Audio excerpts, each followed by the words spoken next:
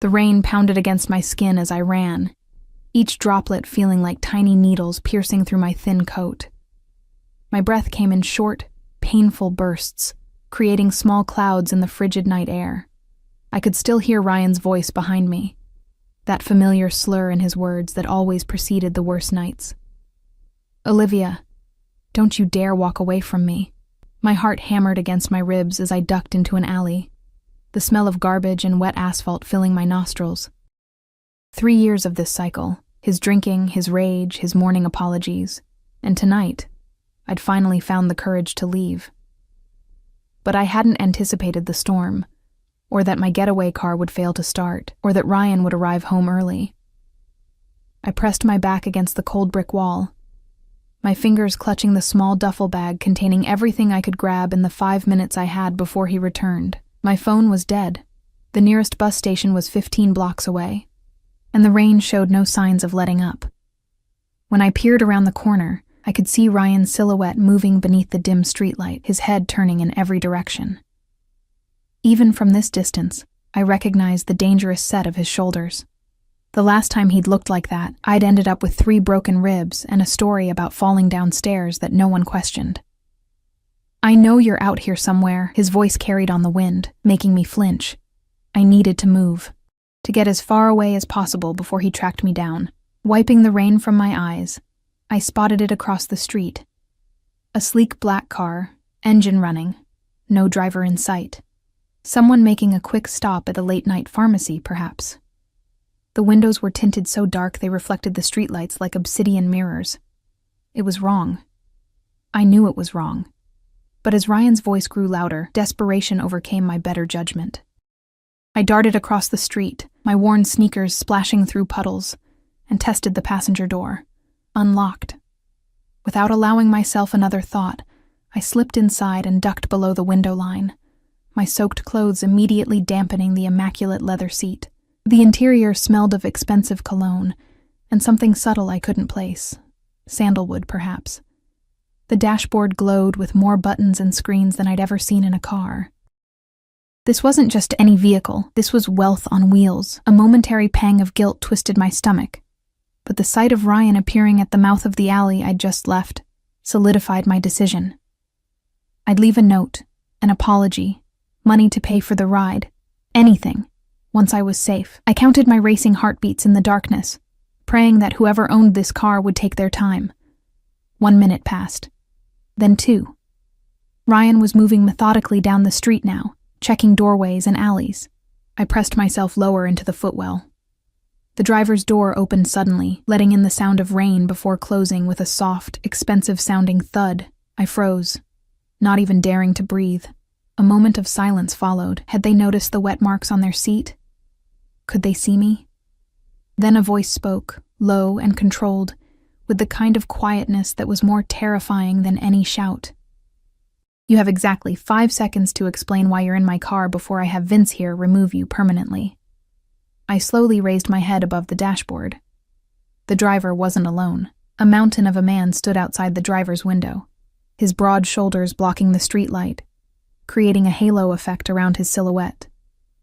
But it was the driver who held my attention.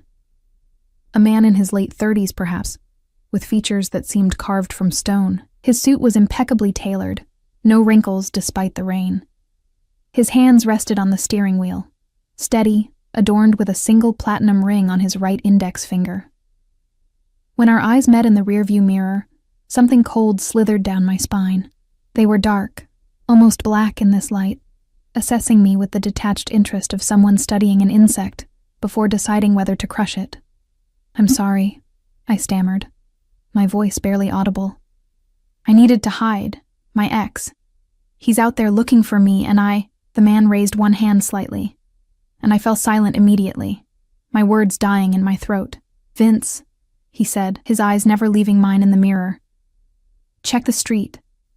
Tell me what you see." The hulking figure disappeared from the window. I sat up straighter, clutching my bag to my chest like a shield. Rain continued to drum on the roof, creating a deceptively soothing rhythm that contrasted with the thunder of my pulse. "I can get out now," I offered, reaching for the door handle. "I'm so sorry for the intrusion." I can pay you. Stop. The word wasn't loud, but it froze me instantly. Don't touch the door. His eyes finally broke away from mine as he glanced out the windshield. In profile, his features were sharp. A strong jaw, straight nose, dark hair trimmed perfectly. He couldn't have been much older than 40, but power radiated from him in waves, aging him in a way that had nothing to do with years. Vince returned, leaning down to the driver's window. Man about half a block down, looking into cars, checking alleys, seems agitated. The driver nodded once. Description? White male, early 30s, brown hair, medium build, leather jacket, looks drunk. Ryan. The description matched perfectly. My body tensed involuntarily. That's him, I whispered, hating how my voice trembled. That's my ex. The driver's eyes found mine in the mirror again, and this time they narrowed slightly, studying me with new interest. I became acutely aware of my appearance. Soaked hair plastered to my face, mascara probably streaked down my cheeks, the collar of my coat torn where Ryan had grabbed me earlier. Vince, the driver said after a moment, get in the back. We're leaving. My eyes widened. I should go. No. Again, that quiet command that brooked no argument. You're staying right where you are. Vince opened the rear door and slid in beside me, his massive frame making me shrink against the opposite door. The leather creaked beneath his weight. I could feel the heat radiating from his body, smell the rain on his coat. He didn't look at me. His eyes focused straight ahead. The car pulled away from the curb smoothly, the powerful engine barely audible. As we passed Ryan on the street, I ducked my head instinctively, but the tinted windows would have hidden me anyway. I watched through the glass as my ex-boyfriend's figure grew smaller in the distance, until we turned a corner and he disappeared from view. Relief flooded through me, followed immediately by a new kind of fear. I had escaped one dangerous situation only to put myself directly into another. I didn't know these men, had no idea where they were taking me, and the quiet luxury of the car suddenly felt less like sanctuary and more like a trap. Thank you for helping me get away, I ventured carefully, but you can drop me at the next corner. I don't want to trouble you further. The driver's eyes flicked to the rearview mirror again. What's your name? I hesitated, wondering if I should lie. Something told me he would know. Olivia. Olivia Reese. He nodded slightly, as if confirming something to himself. Well, Olivia Reese, you made a significant error in judgment tonight. My car is not a public taxi service. I know, and I'm truly sorry. It was a desperate decision. Desperate decisions often have unintended consequences. His voice remained even, almost conversational, which somehow made his words more menacing. Do you know who I am? I shook my head, a knot forming in my stomach. Good, he replied, turning the car onto a wide boulevard I didn't recognize. That's for the best. You can call me Mr. Castellano. The name meant nothing to me, but the way he said it, as if I should recognize it, sent another chill through me. Where are we going, Mr. Castellano? I asked, trying to keep the tremor from my voice. Somewhere safe, he answered vaguely. Somewhere your ex won't find you. The car slowed as we approached a security gate fronting what appeared to be a luxury apartment complex. Mr. Castellano lowered his window just enough to press his thumb against a scanner. The gate slid open silently. I appreciate your concern, I said, sitting up straighter, trying to project a confidence I didn't feel, but I have plans. A friend expecting me. No, you don't. His certainty was unsettling. If you had somewhere to go, you wouldn't have been hiding in a stranger's car. I had no response to that. He was right. As the car pulled into an underground garage, the reality of my situation began to sink in. I was alone with two strange men, one of whom clearly wielded considerable power and wealth. No one knew where I was. My phone was dead. I had just traded one potentially dangerous situation for another that might be infinitely worse. The car stopped in a reserved space marked with a simple C. Mr. Castellano turned off the engine and finally turned to look at me directly. Up close, his eyes weren't black after all, but a deep, dark brown. Something in them reminded me of still water over unfathomable depths. Olivia, he said, my name sounding different in his mouth. You entered my car without permission. By most standards, that would qualify as a serious transgression. I swallowed hard. I know, And I'm sorry. Sorry doesn't erase actions, he replied, his gaze unwavering. Actions have consequences. Vince shifted beside me, a subtle reminder of his presence. What do you want from me? I asked, surprising myself with the directness of the question.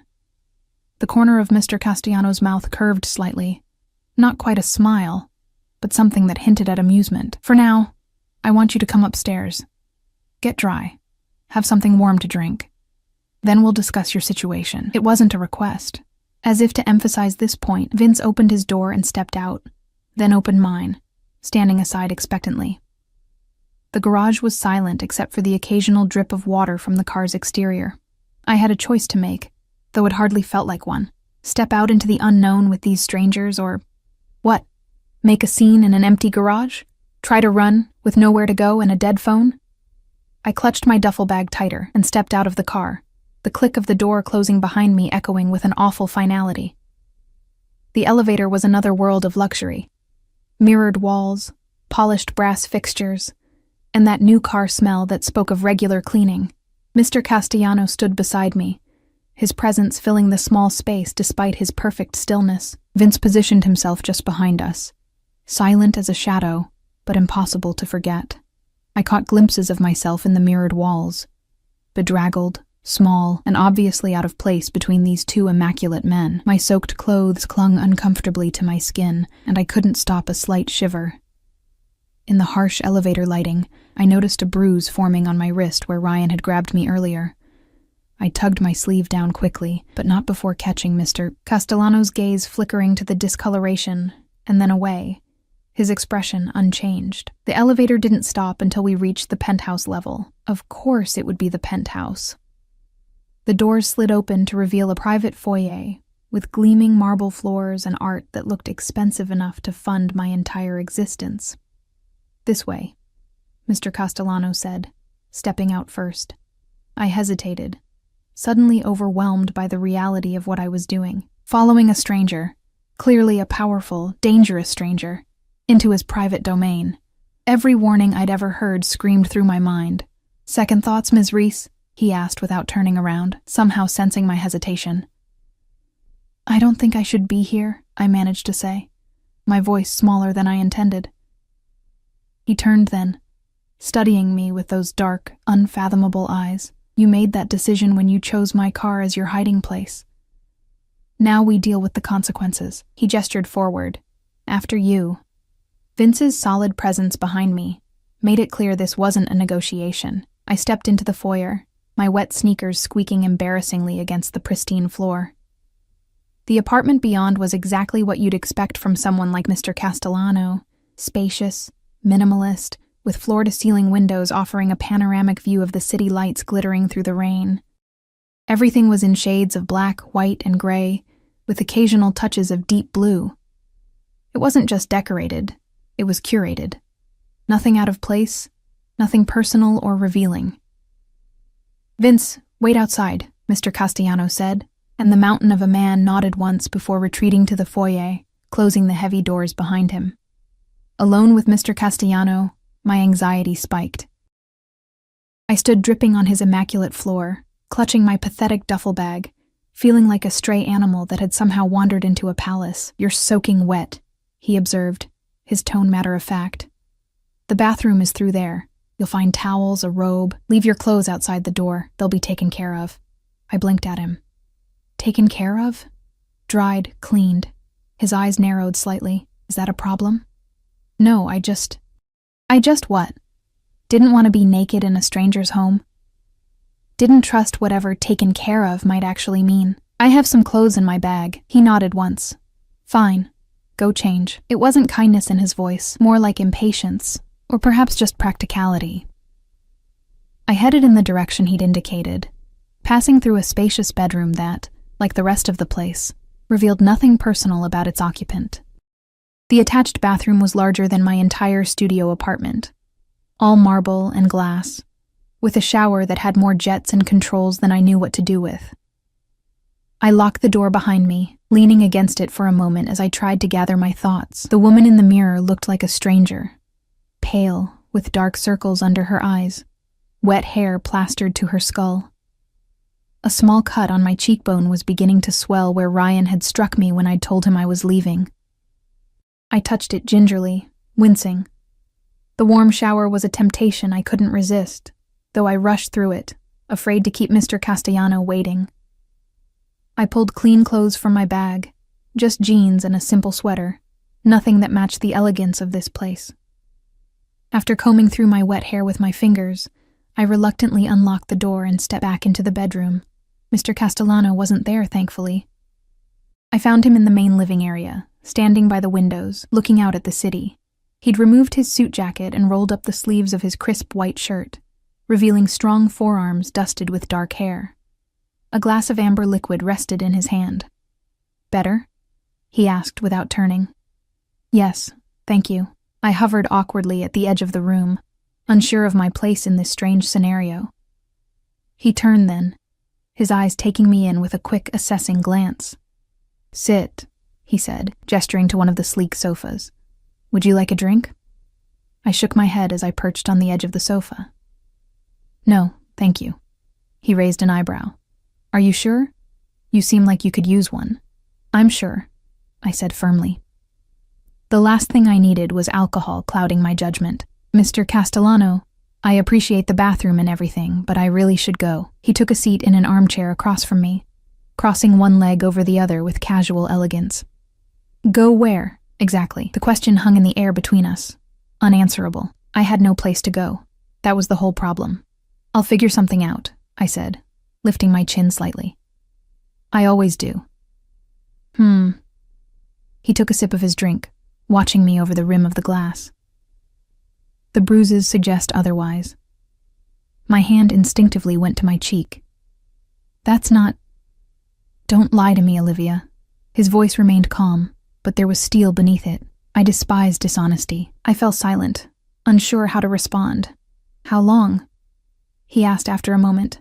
"How long what? How long has he been hitting you?" The directness of the question caught me off guard. No one had ever asked so bluntly before. 3 years, I answered before I could stop myself, but not at first. It wasn't always like that. Mr. Castellano's expression didn't change, but something darkened in his eyes. "It never is." He set his glass down. "Are you hungry?" The abrupt change of subject disoriented me. No, I'm fine." Another lie. He stood up in one fluid motion. "You're thin, too thin, and your hands haven't stopped shaking since you got in my car. Food first, then we talk." He moved toward what I assumed was the kitchen, clearly expecting me to follow. After a moment's hesitation, I did, trailing behind him like a lost puppy. The kitchen was a chef's dream, all stainless steel and marble, with professional-grade appliances. Mr. Castellano moved through it with surprising familiarity, opening the massive refrigerator and examining its contents. "You cook?" I asked, unable to hide my surprise. The ghost of a smile touched his lips. "Occasionally, when the mood strikes." He pulled out ingredients with efficient movements. "Sit."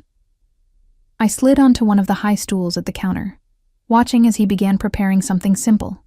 An omelet, I realized, with what looked like prosciutto and some kind of expensive cheese. "I take it Ryan is the ex you were running from," he said as he worked, not looking at me. I stiffened at the sound of Ryan's name from his lips. "How did you—" "You said his name in the car." He cracked eggs into a bowl with one-handed precision. "Tell me about him." It wasn't a request. I found myself speaking almost against my will. "We met 3 years ago. I was waitressing at a restaurant he frequented. He was charming, attentive, said all the right things. The familiar story sounded pathetic to my own ears. 6 months in, he lost his temper for the first time, threw a glass against the wall, apologized profusely afterward, blamed work stress, promised it would never happen again." "But it did," Mr. Castellano said, his back still to me. "Yes, and got worse. He controlled everything. Who I saw, where I worked, what I wore. I traced a pattern on the marble countertop with my finger. I tried to leave twice before. The first time he found me at my friend's place. The second time—" I swallowed hard. "The second time I ended up in the hospital with broken ribs. He convinced everyone I'd fallen downstairs." Mr. Castellano turned, sliding a plate in front of me. The omelet was perfect, golden brown and fluffy. "Eat," he commanded. I picked up the fork he offered, taking a small bite. It was delicious, of course. Why are you helping me? I asked after swallowing. You don't know me. I broke into your car. He leaned against the counter, arms crossed over his chest. Let's say I have a particular distaste for men who abuse women. Something in his tone suggested a story there, but his expression made it clear that pursuing it would be unwise. He watched me eat with an intensity that should have been uncomfortable, but instead felt oddly like care? No, that couldn't be right. This man didn't know me, didn't care about me. What do you do, Mr. Castellano? I asked, trying to redirect the conversation. I acquire things, he replied vaguely. Businesses, primarily. I solve problems. What kind of problems? His eyes met mine, and there was that almost smile again, the kind that require permanent solutions. A chill ran down my spine. There was nothing veiled about the threat in those words. And what kind of permanent solution do you have in mind for my situation? I asked, setting down my fork. That depends, he said, straightening up. What do you want, Olivia? The question caught me off guard. What did I want? Safety, freedom, a life without looking over my shoulder. I want Ryan to leave me alone, I said finally. I want to not be afraid anymore. Mr. Castellano nodded, as if my answer confirmed something for him. Finish eating. Then we'll discuss options. I did as he asked, though my appetite had diminished. When I was done, he took the plate without comment and placed it in the sink. Come, he said, leading me back to the living room. As we passed through, I noticed something I'd missed before. A small, framed photograph on an otherwise bare shelf. A woman, beautiful and dark-haired, smiling at the camera, the only personal touch in the entire apartment. Mr. Castellano saw me looking and his face hardened momentarily before he gestured for me to sit. Your options are limited, he said, remaining standing this time, hands in his pockets. You have no money, no place to go, and a man who has demonstrated he will hurt you if he finds you. Put like that, my situation sounded impossibly bleak. I'll manage, I said, though the words rang hollow even to my own ears. You won't, he countered flatly. He'll find you. They always do. Then what do you suggest? I asked, frustration bleeding into my voice. He regarded me for a long moment. I can offer you protection. I blinked at him. Protection? A place to stay, financial support, security. He listed these things as if they were trivial offerings. Time to get back on your feet without looking over your shoulder. And what would you want in return? I asked, suspicion coloring my tone. Men like Mr. Castellano didn't offer help without expecting something in return. Company, he said simply. I stiffened, my mind immediately jumping to the obvious conclusion. I'm not that kind of company, he interrupted, his expression hardening. I'm not propositioning you, Ms. Reese. I'm offering you a job. A job? I repeated, confused. Doing what? I host business dinners, attend events. I require someone presentable on my arm, someone who can smile, make pleasant conversation, and otherwise remain inconspicuous. He studied me with that assessing gaze again. You're intelligent, observant. You'd adapt quickly. You want me to pretend to be your, what? Girlfriend? When necessary, he confirmed. A simple arrangement. You play a role in public, and in return you get safety, comfort, and my guarantee that Ryan will never touch you again. The offer hung in the air between us, tempting and terrifying in equal measure. Why me? I asked finally. You could hire anyone for that. Something flickered across his face, too quick to identify. Let's call it convenient timing. You needed help. I needed a companion who isn't entangled in my world. It sounded rehearsed, too neat. There was more to it, but I couldn't imagine what. I don't know anything about your world, I pointed out. Precisely the point, he replied. You bring no complications, no prior knowledge, no connections that could be problematic. A knock at the door interrupted us.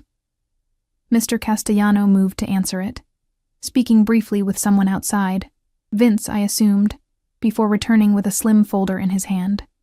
Your ex-boyfriend, he said, placing the folder on the coffee table between us. Ryan Michael Jenkins, 32, 3 previous complaints of domestic violence, all dropped. Currently employed at Meridian Financial as a mid-level manager. Lives at 1837 Westlake Avenue, apartment 4B. Has a gambling problem he hides rather poorly, and owes money to some particularly unpleasant individuals. I stared at him, my mouth hanging open slightly. How did you— It's what I do, he said simply. Knowledge is power, Olivia. The casual display of that power sent another chill through me. In the short time I'd been in his bathroom, he'd compiled a dossier on Ryan. What else could he do? What else did he know? Who are you? I whispered. His eyes met mine, dark and unreadable. Someone who can make your problem disappear. Permanently, if that's what you want. The implication was clear. My blood ran cold. No, I said quickly. I don't want that. He nodded once as if he'd been testing me. Then we understand each other. My offer stands. Protection, security, in exchange for your discretion and companionship. A simple transaction. Simple. Nothing about this situation was simple. How long? I asked. 6 months, he replied without hesitation. After that, if you wish to leave, I'll ensure you have the means to start fresh. New identity, new location. Enough money to be comfortable. It sounded too good to be true. It probably was. But what choice did I have? Go back out into the rain with nowhere to go? Waiting for Ryan to find me? Or accept this devil's bargain with a man who radiated danger, but who, at least so far, had shown me nothing but a cold sort of courtesy? I need to think, I said finally. Mr. Castellano checked his watch. Platinum, like his ring. You have until morning. I'll have a room prepared for you. We'll finalize our arrangement over breakfast. Another knock at the door. This time when Mr. Castellano answered it, a woman entered, middle-aged, with a kind face that seemed at odds with this sterile environment. This is Mrs. Chen, Mr. Castellano said. She'll show you to your room and provide anything you need. The woman smiled at me, and I found myself returning it weakly. Rest well, Olivia, Mr. Castellano said, his tone making it clear that our conversation was over for now. Tomorrow we begin. As I followed Mrs.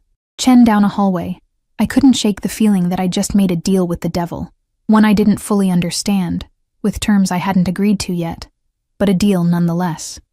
And the strangest part was the flicker of relief that came with it. For the first time in years, I felt safe. I just didn't know what that safety would ultimately cost me. The guest room was like something from a luxury hotel, king-sized bed with silky sheets, another breathtaking view of the city, and an ensuite bathroom that rivaled the one I'd used earlier. Mrs. Chen showed me around with quiet efficiency, pointing out the intercom system. The closet already stocked with brand new clothes, all in my size, which was disturbing to contemplate, and the tablet on the nightstand. For anything you need, she explained in accented English. Food, entertainment, questions. Just type here. She demonstrated with quick, practiced movements. Mr. Castellano values privacy. This way, you don't need to disturb. Does Mr. Castellano have many guests? I ventured, trying to understand what I'd stumbled into. Mrs. Chen's expression remained neutral. I take care of household only, 2 years now. She headed for the door, pausing before she left. You're safe here, she added, her eyes softening momentarily. Sleep now. Alone in the enormous room, I sat on the edge of the bed, the events of the day crashing over me in waves. 24 hours ago, I'd been in the apartment I shared with Ryan, planning my escape in stolen moments when he wasn't watching. Now, I was in a penthouse belonging to a man who exuded power and danger in equal measure, considering an offer that felt equally like salvation and captivity. Despite my exhaustion, sleep eluded me. I explored the room, running my fingers over expensive fabrics, opening drawers that contained items I might need, all new, all pristine. In the closet, I found clothes in various styles, from casual to formal, none with tags but all unworn. The precision of it all unnerved me. How had he arranged this so quickly? Had he been expecting someone, or was this level of preparation simply normal for a man like Mr. Castellano? The tablet on the nightstand glowed with a simple interface. Out of curiosity, I tapped on the section labeled Information. A document appeared. A contract, I realized with a jolt.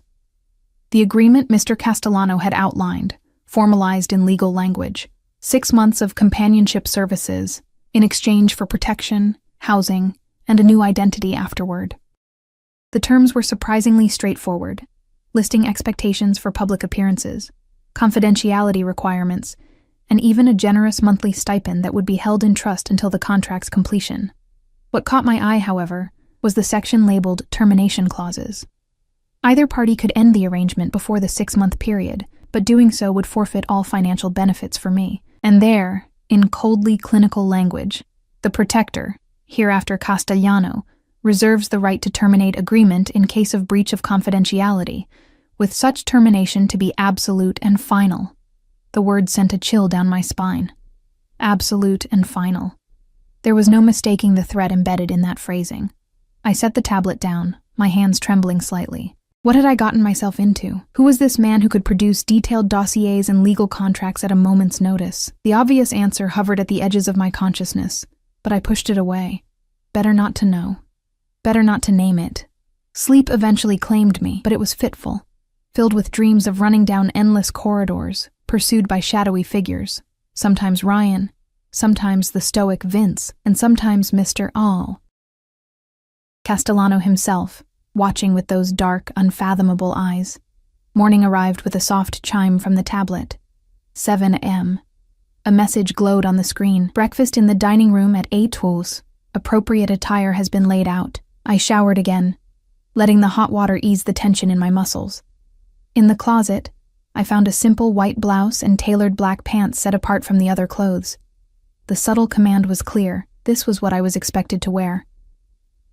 I dressed slowly, noting how perfectly the clothes fit, as if they'd been tailored specifically for me. Another unsettling detail. At precisely 8:00, I made my way to the dining room, following the path I remembered from the previous night.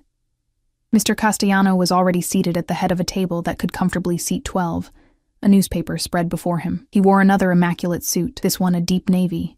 He didn't look up as I entered. "Good morning," I said, hovering in the doorway. He folded the newspaper and set it aside, his eyes moving over me with that same assessing gaze. "You slept poorly," he observed. I touched my face self-consciously, wondering if the dark circles under my eyes were that obvious. "It's been an eventful 24 hours. He nodded toward the chair to his right. "Sit. Coffee?" I took the offered seat, noticing the fine china place settings and the spread of breakfast foods arranged on the table. "Yes, please." He poured from a silver carafe, his movements precise. "Did you review the contract?" So we were getting straight to business. "I did." "And?" He handed me the cup, our fingers briefly touching in the exchange. His were warm, steady. I took a sip of the coffee, rich, expensive, perfectly brewed. "The terms seem clear," I said carefully, "but I have questions. I would be disappointed if you didn't." Something that might have been approval flickered in his eyes.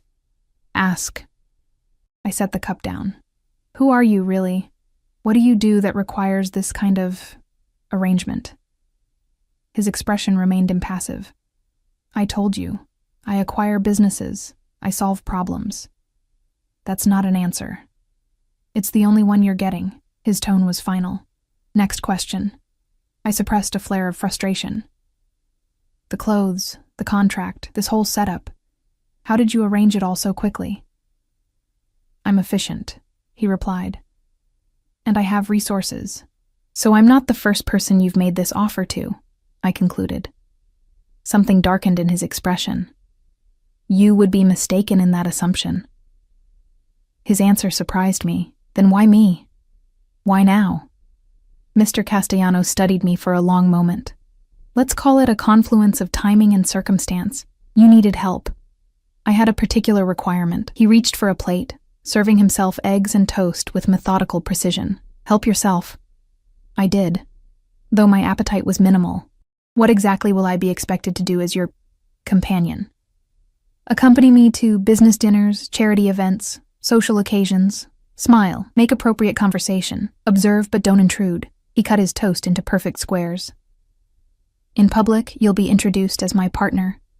The nature of that partnership will remain deliberately ambiguous." "And in private?" I asked. unable to keep a note of wariness from my voice. His eyes met mine. In private, we maintain a professional relationship. You'll have your space, your privacy.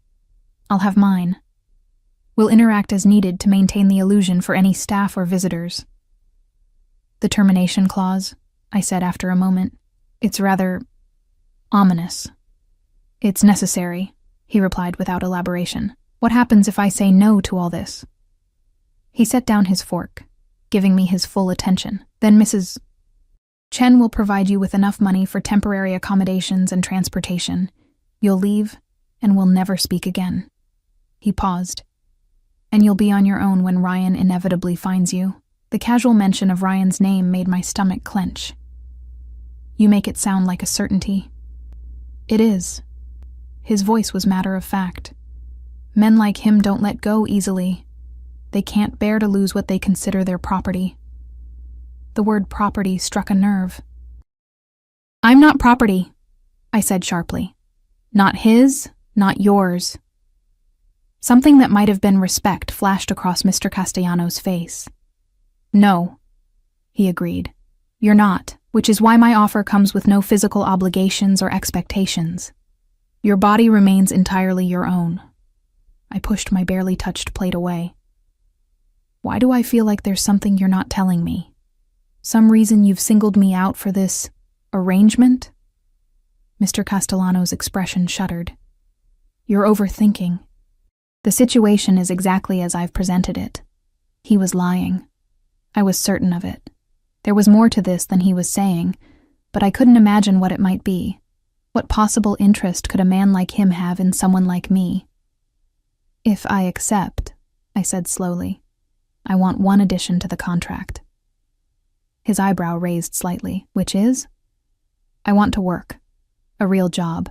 Not just playing your arm candy. I have a degree in graphic design that I've never been able to use because Ryan... I stopped, taking a breath. I need something that's mine, something I can take with me after our arrangement ends. Mr. Castellano considered this for a moment. My company has a design department. I can arrange an entry-level position. Your performance will determine your advancement, not our arrangement. The ease with which he agreed surprised me. Thank you. He nodded once. Is that your only condition? I thought for a moment. One more thing. I want to know that Ryan won't hurt anyone else after I'm gone. Not necessarily permanent, like you suggested, but something to ensure he doesn't just move on to his next victim. A cold smile touched Mr. Castellanos' lips. That can be arranged, quite easily. Something in his tone made me shiver. Nothing illegal, I added quickly. Of course not, he agreed, though the smile remained. Do we have an agreement, Olivia? This was it. The moment of decision. I could walk away now, take my chances on my own, or I could accept this devil's bargain, this gilded cage with its promise of safety and eventual freedom. Yes, I said finally. We have an agreement. Mr. Castellano extended his hand across the table. I took it, feeling the warmth and strength of his grip. We shook once, formally, like business partners sealing a deal. The contract will be updated with your additions and ready for your signature this afternoon, he said, releasing my hand. In the meantime, there are matters we should discuss, practical considerations for our arrangement. Such as? Your background story, for one, how we met, how long we've been together. He took a sip of his coffee. The closer we stay to the truth, the easier it will be to maintain the illusion. We'll say we met when you consulted on a design project for one of my companies. A professional relationship that evolved into something more. The practiced ease with which he constructed this fiction was telling. You've thought this through. I leave nothing to chance, he replied. You'll need to be prepared for questions, for scrutiny. The people in my circle are observant, suspicious by nature. What circle is that exactly? I pressed, still trying to understand the world I was agreeing to enter. Mr. Castellanos' eyes narrowed slightly. Wealthy? Powerful? Competitive? The specifics aren't your concern, but they were. If I was going to convincingly play the role of his partner, I decided to try another approach. Tell me about yourself. If I'm supposed to be your girlfriend, I should know basic things about you. Your first name, for starters. He studied me for a moment, as if deciding how much to reveal. "Gabriel," he said finally. "My name is Gabriel Castellano." "Gabriel," I repeated, testing the name. It suited him somehow. Biblical, powerful. "And where are you from originally? Your accent has hints of something I can't quite place." "My father was Italian. My mother, American." His answers were clipped, factual. "I was born in New York, spent summers in Sicily until I was 16. Family?" His expression hardened. "None living." The finality in his tone suggested this was not a topic to pursue. I changed direction. "How old are you?" 42. "Favorite color?"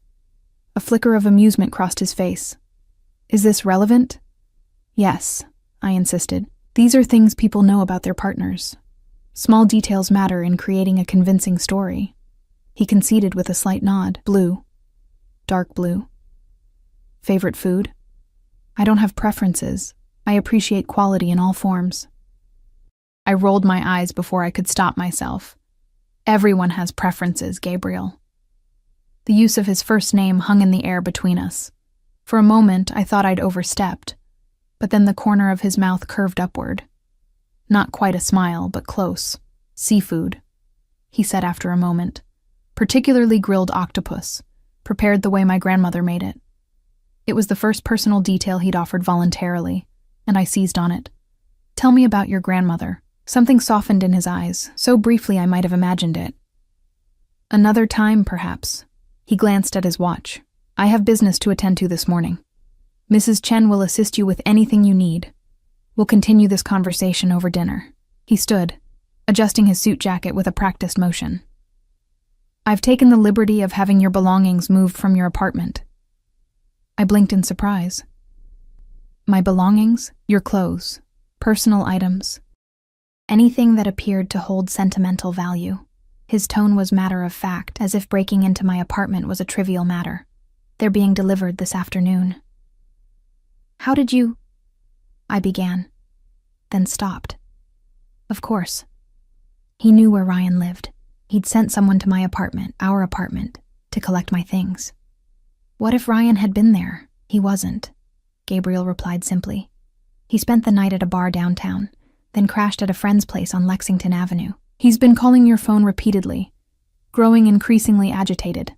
The casual way he relayed this information, the level of surveillance it implied, should have terrified me. Instead, I felt an unsettling mix of gratitude and awe at his thoroughness. "My phone is dead," I said. "I left the charger behind. A new phone will be provided. Your old number will be deactivated." He moved toward the door, then paused. "One last thing, Olivia. From this moment forward, you're under my protection. That means you follow my instructions without question when it comes to your safety. Is that clear?" The command in his voice was unmistakable. "Yes," I agreed, though a small part of me rebelled at the implied ownership in his words. "Good. I'll return at 7. Be ready for dinner. We'll be dining in." With that, he left, his footsteps fading down the hallway. I remained at the table, staring at my half-eaten breakfast. What had I just agreed to? 6 months of my life signed away to a man I barely knew, a man who clearly wielded enormous power and had no compunction about using it. Yet beneath the fear and uncertainty, I felt something else, a strange sense of possibility. For 3 years I'd been shrinking myself to survive Ryan's rage and control. Now I was stepping into a different kind of controlled existence, but one that paradoxically offered more freedom than I'd known in years. I would have a job, my own money, safety, and eventually, a completely new life. All I had to do was convince the world I was in love with Gabriel Castellano, a man who collected people's secrets like others collected art, who spoke of permanent solutions with chilling casualness, who had orchestrated this entire scenario with methodical precision, a man who, despite his cold exterior, had shown me more consideration in one day than Ryan had in our final year together. I finished my coffee, which had gone cold. 6 months. I could do this for 6 months. I would be whatever Gabriel Castellano needed me to be in public. I would smile, make pleasant conversation, observe without intruding. and I would try very, very hard not to think about what might happen if I failed. Mrs. Chen appeared in the doorway. "Ms. Reese? If you're finished, I can show you the rest of the apartment. The areas you'll have access to." The phrasing, "areas you'll have access to," was telling. There would be places I wasn't permitted to go, questions I wasn't permitted to ask, boundaries I would need to learn quickly. "Yes, thank you," I said, rising from my chair. "And please, call me Olivia." She gave me a small, measured smile. "Of course, Miss Olivia. This way, please." As I followed her from the dining room, I couldn't shake the feeling that I was being watched, evaluated, that this was some kind of test, and that Gabriel Castellano was a man who did not tolerate failure. I straightened my shoulders, lifting my chin slightly. Whatever game this was, whatever role I had been cast in, I would play it perfectly. Not just for the promised freedom at the end, but for myself, to prove that I could. Because for the first time in 3 years, I felt something that had been beaten and bullied out of me for so long. I felt powerful. The apartment was even larger than I'd initially thought, with sections I hadn't seen the night before. Mrs. Chen guided me through a home gym equipped with state-of-the-art machines, a small but comprehensive library with floor-to-ceiling bookshelves, and a home office that remained firmly closed. "Mr. Castellano's private workspace," she explained as we passed. "No entry without his explicit permission." I nodded, filing away this boundary. The rest of the tour revealed more of the same controlled luxury, spaces designed for comfort and efficiency, rather than warmth or personality. The only exceptions were the books in the library, which showed signs of actual use, with well-worn spines and occasional notations in the margins. I ran my fingers along them, noting titles on business strategy, art, history, and, surprisingly, classic literature. "Mr. Castellano reads a lot?" I asked. Mrs. Chen nodded. "Every night. Says it calms his mind." It was a humanizing detail I tucked away. Gabriel Castellano, the man who spoke of permanent solutions with chilling ease, unwinding with Dostoevsky and Dickens. "Your work area," Mrs. Chen announced, leading me into a bright room I hadn't seen before. Unlike the minimalist aesthetic of the rest of the apartment, this space was equipped with a drafting table, a high-end computer setup, and various design supplies. Mr. Castellano had it prepared this morning. I stared at the setup, stunned by the speed with which he'd fulfilled my request. "This is... mine?" "For design work," she confirmed. "He said you start Monday with the company, but can practice here." My fingers trailed over the expensive equipment, a tablet that cost more than 3 months of my former rent, software I'd only dreamed of using. How did he arrange all this so quickly? Mrs. Chen gave me an inscrutable look. "Mr. Castellano gets what he wants, when he wants it." The statement should have unsettled me, but instead, I felt a strange flutter of excitement. For once, what Gabriel wanted aligned with what I wanted, at least in this small way. The rest of the day passed in a surreal blur. My belongings arrived as promised, 3 boxes containing the entirety of my previous life. I unpacked slowly, savoring the familiar items that now seemed like artifacts from another world. My worn sketchbooks, the small ceramic bird my mother had given me before she died, photos I'd kept hidden from Ryan, who'd been jealous of anyone from my past. At 5:30, Mrs. Chen appeared at my door. "Time to prepare for dinner. Mr. Castellano appreciates punctuality." She helped me select an outfit from the new wardrobe, a simple black dress that looked casual, but was clearly expensive, and suggested I use the cosmetics provided to freshen up. The implication was clear. I was expected to look the part of Gabriel Castellano's partner, even for a private dinner.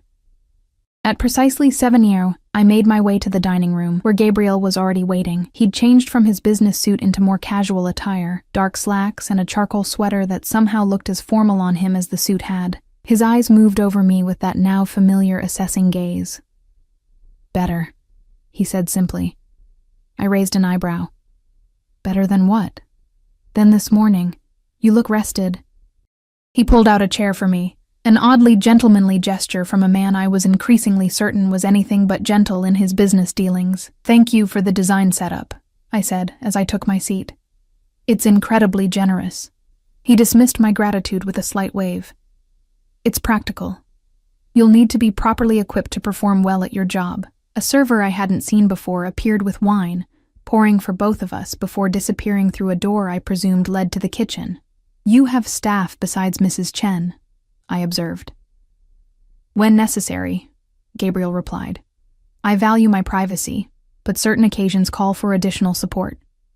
This dinner being one of them? The corner of his mouth curved slightly. I wanted to focus on our conversation without distractions. The first course arrived, some kind of delicate seafood appetizer. Gabriel watched as I took a bite, that almost smile appearing again when I couldn't suppress a sound of appreciation. You have questions, he said, reaching for his wine glass. Ask them. I set down my fork. The contract mentioned public appearances. What exactly does that entail? There's a charity gala next Friday. It will be your first official appearance as my partner. He took a sip of wine. Before that, we'll be seen at several restaurants, establishing our relationship publicly. Creating a timeline that predates your situation with Ryan. You've thought of everything, I murmured. It's what I do. His eyes held mine. The gala will be challenging. Many of my business associates will be there, curious about you. We'll need to be convincing. I'm a good actress, I assured him, though my stomach twisted at the thought of being scrutinized by a room full of powerful strangers. I'm sure you are, he replied. But this isn't acting, Olivia, not entirely. For this to work, there needs to be a kernel of truth in our performance. Chemistry can't be faked, not convincingly. My cheeks warmed at the implication. What are you suggesting? That we get to know each other properly. He leaned back as the server removed our plates and brought the main course. You asked about my grandmother earlier. She raised me after my parents died. Car accident when I was 8. She was a formidable woman from the old country, with very particular ideas about honor, family, and respect. The personal revelation caught me off guard. I'm sorry about your parents. He inclined his head slightly in acknowledgement. She taught me to cook, to appreciate quality, to value loyalty above all else. She died when I was 26. And you've been alone since then? I asked, thinking of the solitary photograph I'd seen. Something shuddered in his expression. I've been selective about my associations. I sensed another boundary, another door firmly closed. I changed direction. My mother died when I was in college. Cancer. My father had already been gone for years. Walked out when I was 12. Gabriel nodded, his expression softening almost imperceptibly. So, we both understand loss. Is that why you're helping me? I asked. Because you recognize something familiar in my situation? He studied me for a long moment. Perhaps. Or perhaps I simply saw an opportunity that served both our interests. What interest does my presence serve for you, exactly? I pressed. You still haven't really explained that. Gabriel cut his food with precise movements. There are expectations in my position. A man of my age and status is supposed to have certain attachments, a partner, the appearance of stability. And you couldn't find someone willingly? I challenged, immediately regretting my boldness. But Gabriel didn't seem offended. If anything, that ghost of a smile appeared again. Willing partners come with complications, expectations, emotional entanglements. He took a sip of wine. Our arrangement is cleaner, defined, with a clear end date. 6 months, I murmured. 6 months, he confirmed, during which time we establish a convincing relationship. You gain experience in your field, and I satisfy certain appearances. Afterward, you start fresh elsewhere, and I return to my solitary existence. The way he described it made perfect sense, and yet I couldn't shake the feeling that there was more to it, something he wasn't telling me. Tell me about your work, he said, changing the subject. Your design background. I blinked at the shift, but followed his lead. I have a BFA in graphic design from RISD. I graduated with honors, had an internship lined up at a great firm in New York. I paused, the familiar bitterness rising. Then I met Ryan. He convinced me the internship was exploitative, that I should wait for something better. Before I knew it, I was working retail jobs that he approved of, living in his apartment, isolated from anyone who might negatively influence me. Gabriel's expression darkened. Men like Ryan don't want partners. They want possessions. I know that now, I said quietly. I just wish I'd seen it sooner.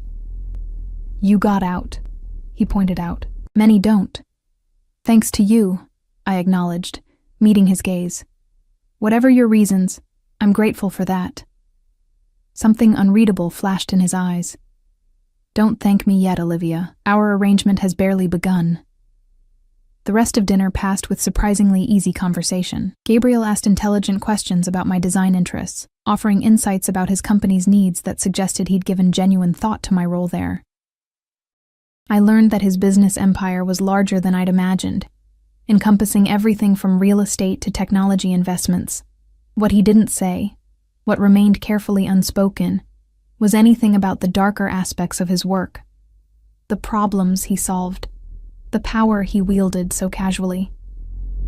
After dessert, he suggested we move to the living room. There's something we need to discuss before Friday, he said, leading the way. I followed, noticing how he moved, confident, but always alert, his eyes scanning rooms before entering them fully. In the living room, he gestured for me to sit on the sofa while he poured 2 small glasses of amber liquid from a crystal decanter. The physical aspects of our arrangement, he said, handing me one of the glasses before taking a seat in the armchair across from me. I nearly choked on my first sip. I thought you said there were no physical obligations. There aren't, he clarified, his expression unreadable.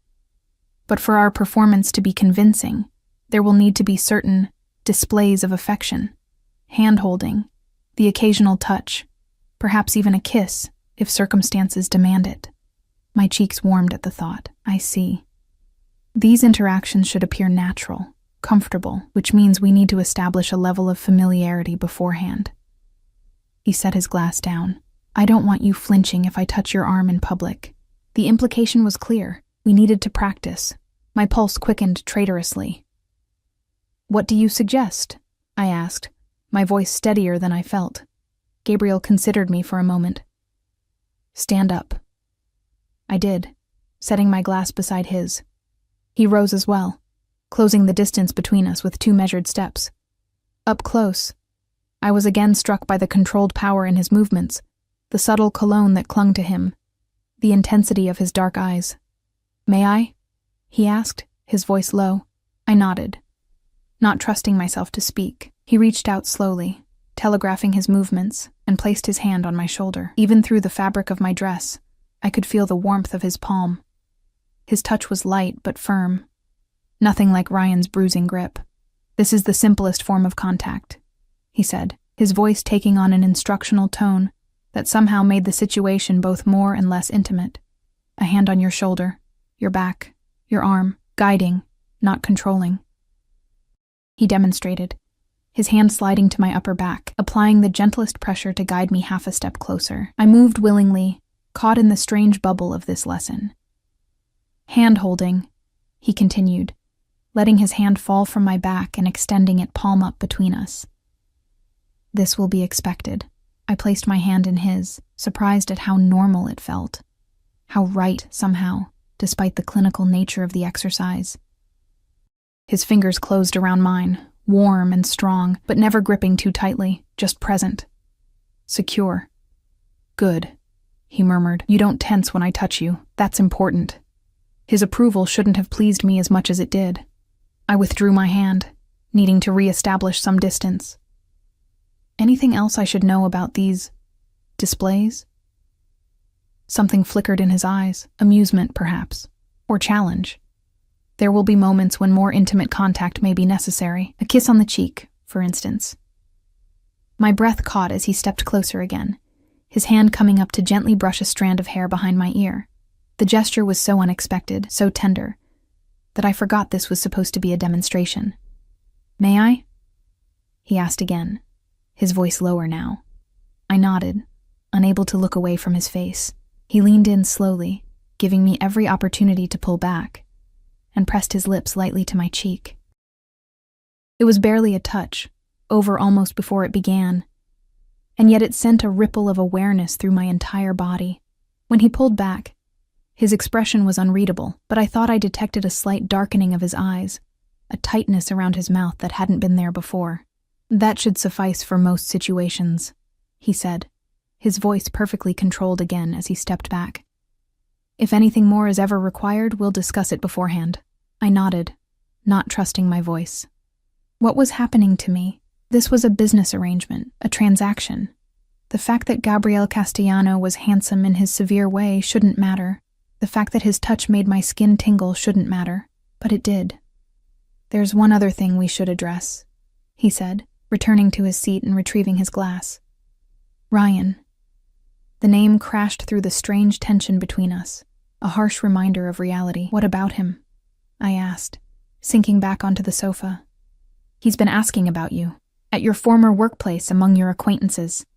Gabriel's expression hardened. "He's getting desperate, angry." A chill ran down my spine. "How do you know this?" "I'm having him watched," Gabriel said simply, "for your safety, and to ensure he doesn't become a problem for our arrangement." The casual way he admitted to surveillance should have disturbed me. Instead, I felt an unsettling combination of fear and relief. "Do you think he'll find me?" Gabriel shook his head. "No, but he's becoming increasingly volatile. We need to defuse the situation." "How?" "We'll be seen together, publicly. Establish our relationship as something that predates your departure." He took a sip of his drink.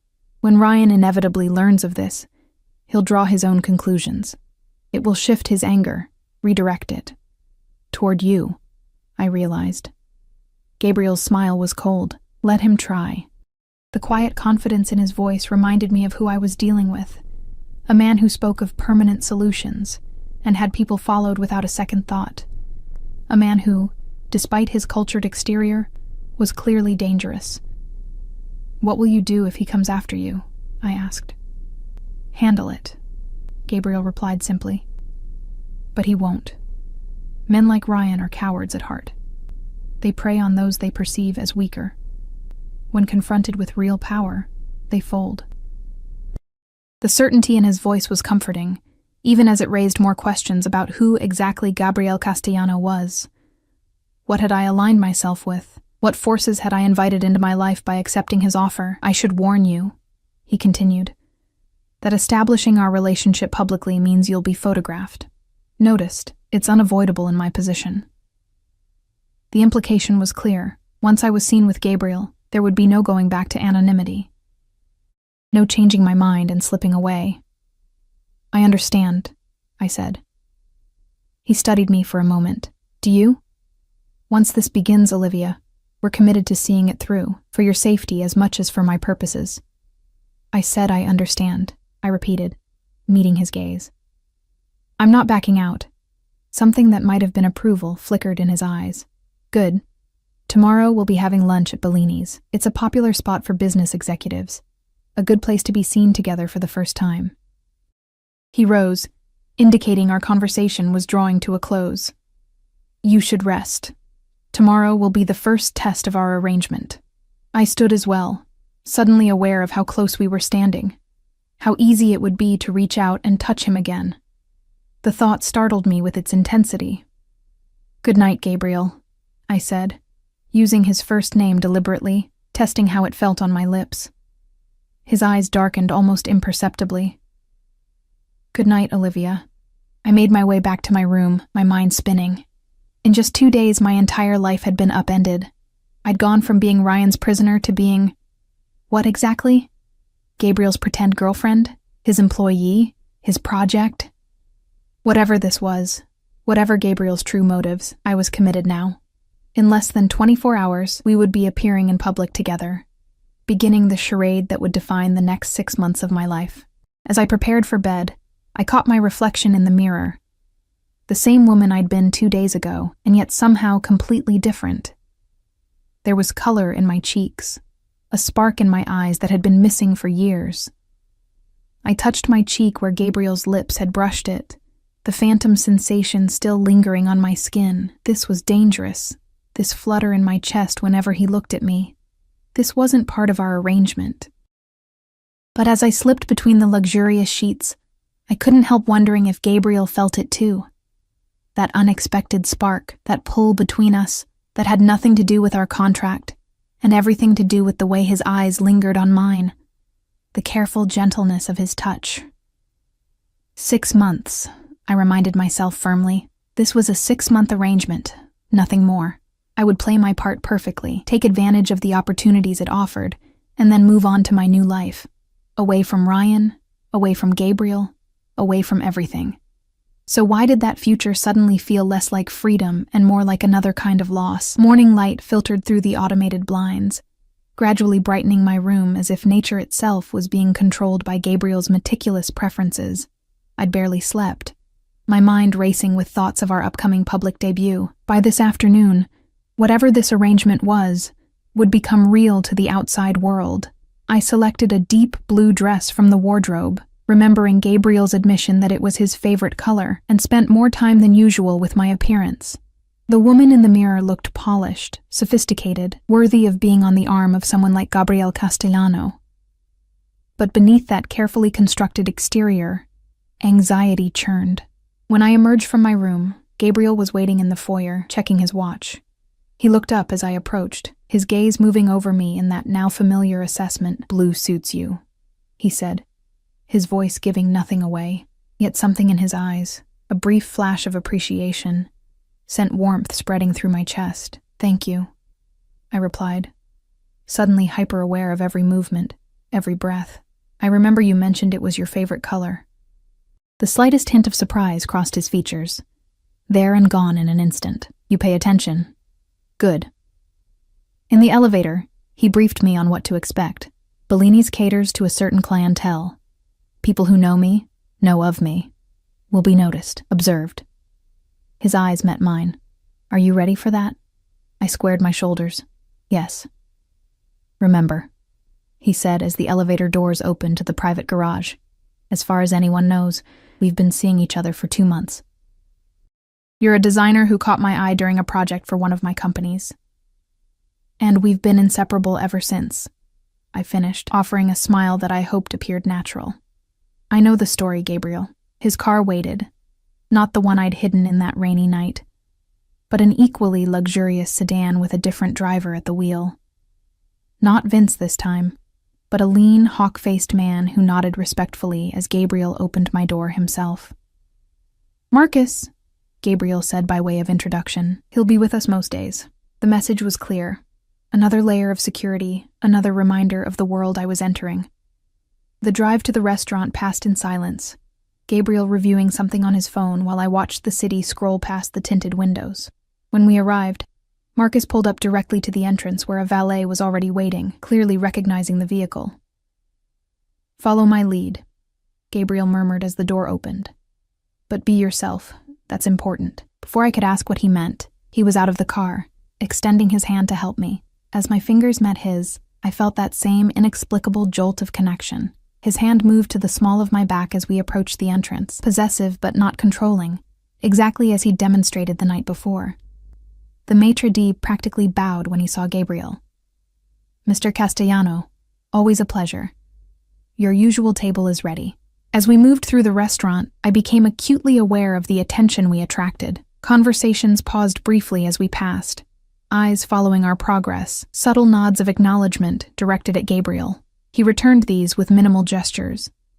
A slight inclination of his head, a brief meeting of eyes, that nonetheless conveyed recognition and a certain hierarchical understanding. Our table was positioned perfectly, private enough for conversation but visible to the right people. Gabriel pulled out my chair, his hand brushing my shoulder as I sat. Even that brief contact felt charged with meaning. "Relax," he said quietly as he took his own seat. "You look like you're heading to your execution rather than having lunch with your lover." The word lover sent heat rushing to my cheeks. "Sorry, I'm not used to being the center of attention." "You're not," he corrected. "I am. You're simply the new variable people are curious about." A waiter appeared with water and wine without being summoned. Gabriel didn't bother with a menu, simply saying, The usual for me, and he looked at me expectantly. I'd like to see a menu, please, I said, refusing to be ordered for despite our arrangement. Gabriel's lips twitched, almost a smile. When the waiter returned with a leather-bound menu, I selected a dish at random, more focused on the performance we were giving than on food. Good, Gabriel said once the waiter had gone. Assert yourself. It's what would have attracted me to you in the first place. I raised an eyebrow. Is it? A man in my position is surrounded by people who say yes, who bend to my will without question. His eyes held mine across the table. Someone who stands her ground would be refreshing. There was something genuine in his voice that caught me off guard. Before I could respond, his attention shifted to something over my shoulder. James, he said, rising slightly as a silver-haired man approached our table. I didn't expect to see you here. Gabriel, the man replied, his eyes flicking curiously to me. I'm meeting with the board from Westridge. You remember that acquisition we discussed? Of course. Gabriel's hand found mine on the table, his thumb stroking lightly over my knuckles in a gesture that appeared absent-minded, but felt deliberately intimate. James, this is Olivia Reese. Olivia, James Harrington, an old friend, an occasional business partner. I offered my free hand, which James took with old-world courtesy. A pleasure, Ms. Reese. I don't believe Gabriel has mentioned you before. We've been keeping things private, Gabriel replied smoothly. You know how I value my personal life. James's eyebrows rose slightly. Indeed.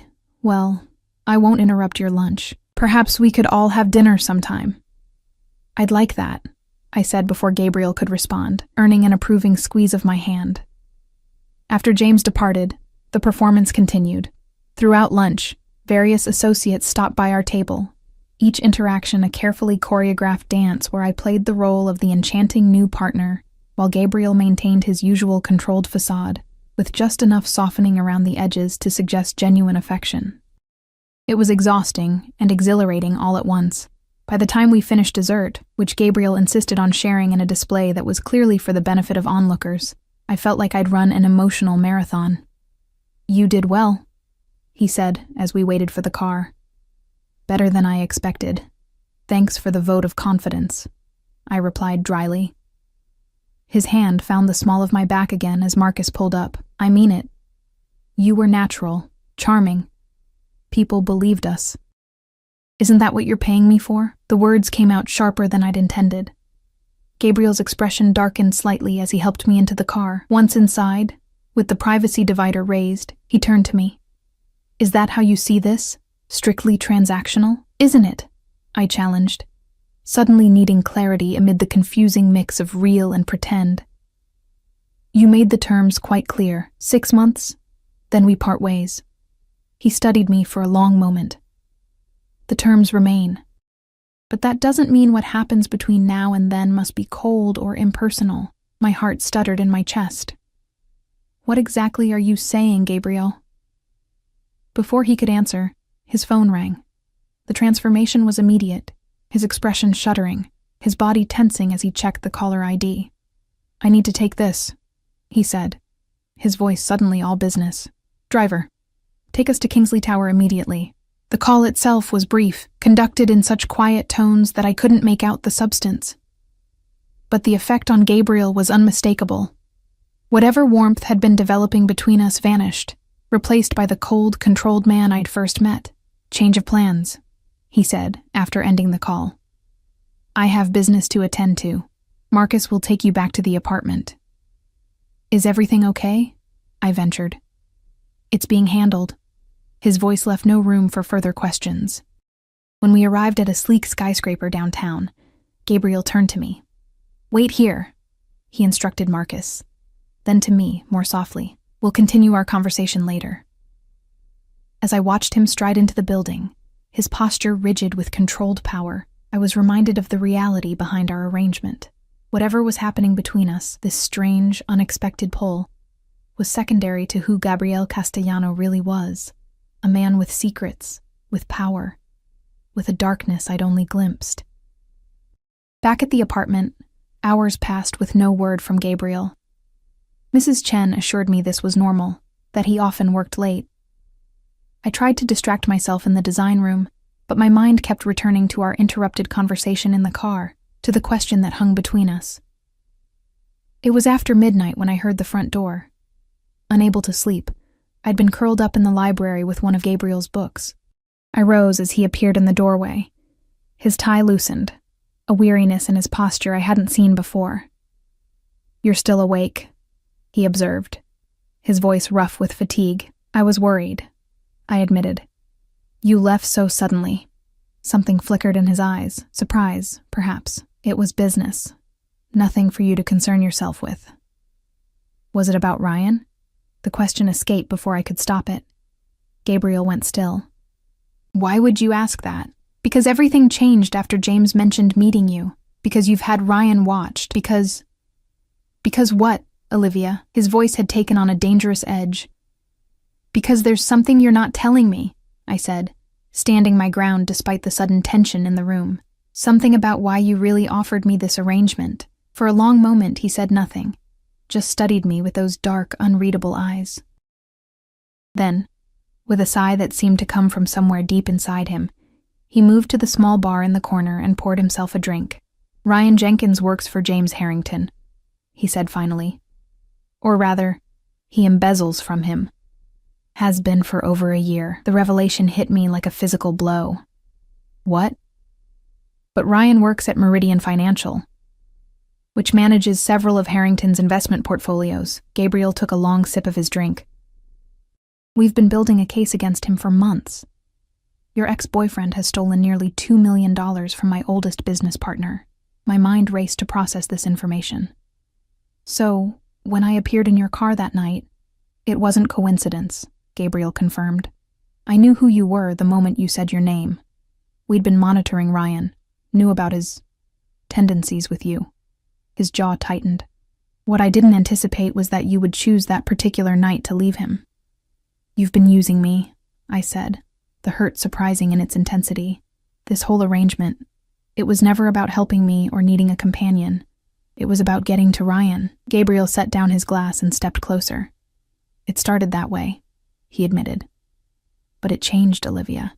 It changed the moment I saw those bruises on your arms, heard you talk about what he'd done to you." "Why should I believe you?" I demanded, even as some part of me desperately wanted to. "Because I could have handled Ryan without you," he said simply. "Could have destroyed him financially, legally, personally, without ever involving you. But when you appeared in my car that night, terrified, hurt, but still fighting, I saw an opportunity to give you something while taking what I needed from him." "What exactly are you taking from him?" Gabriel's eyes darkened. "Everything.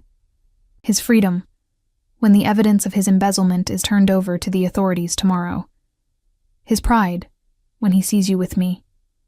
His sense of power, when he realizes he never had any to begin with." The cold certainty in his voice should have frightened me. Instead, I felt a strange sense of justice. "That's why you had my things collected from the apartment. You were gathering evidence against him." Gabriel nodded once, among other things. "Why tell me now?" I asked. "Why not maintain the illusion?" He moved closer, close enough that I could see the fatigue lines around his eyes, smell the familiar cologne mingled with the scent of his skin. "Because tonight, when James mentioned meeting you, I realized something had changed. This wasn't just about Ryan anymore." My heart hammered in my chest. "What was it about then?" "You," he said simply. "The way you challenged me, the way you stood your ground today, even knowing who I am, what I'm capable of. The way you've somehow found space in this cold place I've built for myself." His hand reached up, hesitating before gently touching my cheek. Unlike our practiced interactions earlier, this touch held nothing performative. It was real, raw, with an emotion I hadn't believed him capable of. "Our arrangement still stands," he said, his voice low. 6 months, and then you're free to go, with everything I promised. But I find myself hoping you might reconsider when the time comes." I should have been angry, should have felt betrayed by the manipulation. But as I looked into his eyes, I saw something I recognized. The same loneliness I'd carried for years. The same protective walls I'd built around my heart. I don't know what this is between us, I admitted, but I'd like to find out. Honestly this time. No more secrets. Gabriel's thumb stroked my cheek. No more secrets, he agreed. Starting tomorrow, after Ryan is dealt with. A clean slate.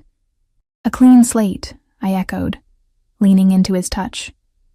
When his lips found mine, there was nothing practiced or performative about it. It was a question, an answer, a promise all at once, a beginning rather than an arrangement. Outside, the city lights glittered like stars caught in a net of darkness. Inside, in the circle of Gabriel's arms, I found something I'd stopped believing in, not just safety, but possibility. A future that wasn't mapped out in contract clauses and termination dates, but in moments like this, real and imperfect and entirely ours.